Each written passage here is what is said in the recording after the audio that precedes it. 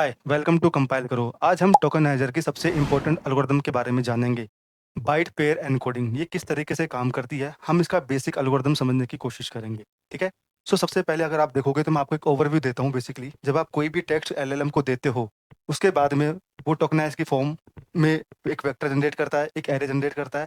उस एरे के बाद में उसमें टोकनाइजेशन की एम्बेडिंग्स होती है। तो एम्बेडिंग्स का मतलब क्या होता है? बेसिकली जो आपका कैरेक्टर होता है, जो आपका वर्ड होता है, जो आपका सब वर्ड होता है, उसको एक न्यूमेरिकल फॉर्म में रिप्रेजेंट किया जाता है, उसको एम्बेडिंग बोलते हैं।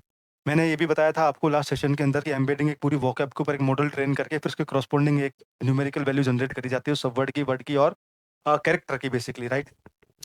बीपी में भी सेम चीज़ होता है। और उसके बाद टोकन जनरेट होते हैं। टोकन जनरेट होने के बाद में टोकन एम्बेडिंग होती है, फिर पोजिशनल एम्बेडिंग होती है। ये पूरा एनकोडर का प्रोसेस है। फिर उसके बाद में डिकोडर के पास ये वाली चीज़ें जाती है, फिर वो फाइनल आउटपुट जनरेट करता है। ठीक है। तो नेक्स्ट स्लाइड में हम जानते हैं बेसिकली एल्गोरिदम काम कैसे करती है। बेसिकली अगर आपके पास में कोई एक स्ट्रिंग है, ठीक है, मैं इस तरफ आ जाता हूँ जिससे आपको चीज़ें दिखे। आपके पास में कोई स्ट्रिंग है, तो मैंने बोला triple A B D triple A B A C, ये आपके पास कोई एक रैंडम स्ट्रिंग है। ठीक है। अब मुझे यहाँ से बीपी एल्गोरिदम को रन करना है। तो रन करने से पहले सबसे पहले मैं क्या देखूंगा? तो start with individual characters tokens. ठीक है। इसने बोला कि identify the most frequent pair. Basically सब वर्ड की बात कर रहा है, most frequent pair find out करना है। तो मैंने बोला कि सबसे मोस्ट फ्रिक्वेंट जो मेरे पास पेयर है वो डबल ए आ रहा है। तो जो मोस्ट फ्रिक्वेंट पेयर आता है उसको आप एक टोकन आईडी दे दोगे और आप उसकी एक मैपिंग बना दोगे। ठीक है। मैपिंग कैसे बनाओगे? फॉर एग्जाम्पल मैंने बोला कि इसकी टोकन आईडी एक्स है और एक्स की जो वैल्यू है वो डबल ए है, राइट? तो इसको मैंने एक हैश मैप में डाल दिया। तो एक्स की वैल्यू क्या है? डबल ए है। सेम फॉर अब आगे वाले में मैं जाऊंगा तो अब आपको नेक्स्ट स्ट्रिंग जो है वो कैसी दिखेगी? एक्स ए बी सी कुछ इस तरीके से दिखेगी, राइट? उसके बाद हम फिर वापस next frequent pair find out करने की कोशिश करेंगे। तो अगर आप देखोगे तो इसने मैपिंग को रिकॉर्ड कर दिया एक्स डबल ए करके, फिर identify the next most frequent pair. ठीक है। तो इसने बोला X A B B D D X B B A सी।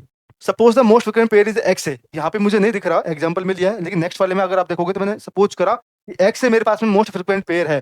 तो आपने एक्स ए को वाई से रिप्लेस कर दिया। तो आप इसकी मैपिंग कैसे बनाएंगे? Y equal to X A, right? आप एक हैश मैप में सिंपलीफाई करने के लिए मैंने हैश मैप में यूज कर रहा हूँ। तो वाई का मतलब अपने लिए एक्स ए होता है, क्योंकि मैं जब रिवर्स करूंगा, ठीक है, जब मैं डिकम्प्रेस करूंगा चीजों को, तो मुझे रिवर्स उसी वे में जाना है, राइट? इस वजह से हम इसको हैश मैप में स्टोर करके रखते हैं। उसी तरीके से ये सारा प्रोसेस काम करता है रिकर्सिवली। फाइनली जब तक मैं यहाँ पे नहीं आ जाऊं, the process continues bye identifying frequent pairs and replacing them with new tokens making the text smaller. जब आपके पास में कोई पॉसिबिलिटी नहीं होगी आगे बनाने के लिए, तब तक आपको ये वाला प्रोसेस करना है। उसके बाद में इसका डिकम्प्रेशन का प्रोसेस कैसे काम करता है? रिवर्स वे में। तो सबसे लास्ट में जो आपने टोकन आईडी जनरेट करी थी, उससे आप सेकंड लास्ट पे जाएंगे, फिर थर्ड लास्ट पे जाएंगे। इस तरह से आप जाके पूरा रिवर्स का प्रोसेस चलाते हैं और आपका पूरा का पूरा टेक्स्ट जो है वो डिकम्प्रेस हो जाता है। इसी तरह से बीपी की एल्गोरिदम काम करती है। ये आजकल के एलएलएम में बहुत ज़्यादा यूज होती है। इसका रीज़न क्या है? क्योंकि ये सब वर्ड तक आपको फ्लेक्सिबिलिटी देती है।